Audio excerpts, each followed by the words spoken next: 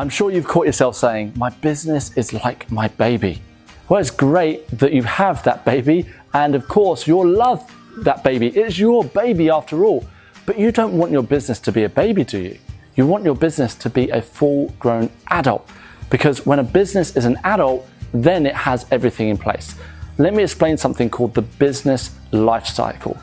The business life cycle explains the life of a business, which all businesses go through. Unfortunately though, many just stay a baby. And what that means is that the idea or the conception stage is when you go, aha, I've got this incredible business idea and I'm going to change the world with it. So that is the birth of that baby. And then as that baby becomes a child, and especially going into a teenager, that is the real entrepreneurial stage. You know, you've got lots of energy. Think about how a child or a teenager, you know, how do they act? They've got lots of energy. They're quite misbehaved, or they can be misbehaved. They don't care about systems. They don't put anything in place that lays down a foundation necessarily. And there's a lot of learning, and they make a huge amount of mistakes in that stage. I mean, some adults make mistakes as well.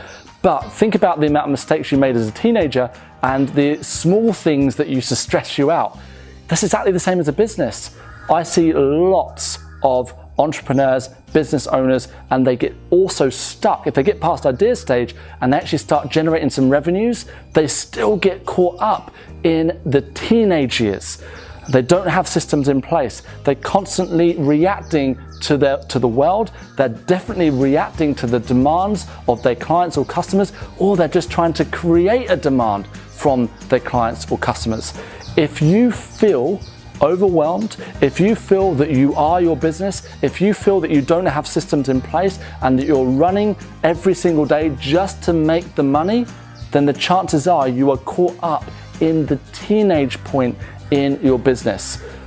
What also keeps people stuck in the teenage stage of the business is that they really don't lay down any automation or any systems, and they don't actually go beyond themselves. They really don't have a business, they're just self-employed. So in essence, they're just selling their time. Now you probably know this already, but selling your time is the hardest thing, well actually the easiest thing to sell, but also the hardest thing to deliver on. I got to a point as a sales trainer where I became the most successful sales trainer in the UK at getting myself booked. In fact, I delivered 193 sales training days in 1 year. And at the time I was like, hey, you know what? Look at me. I've been able to book myself completely for the whole year. I delivered 12 weeks of training without a day off. And the problem with that though is that the year ended and I was burnt out. I was exhausted. I had basically chronic fatigue. I couldn't get myself out of bed in the morning. I was snapping at everybody. I wasn't in control of my business. I started making basic errors in my business, like invoicing the wrong client.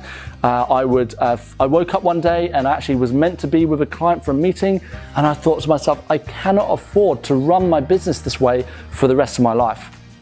So most people, when it comes to, and that's business strategy, most people with sales strategy, they have the strategy is no strategy. So they're constantly feeling this way in their business. Does this sound familiar to you?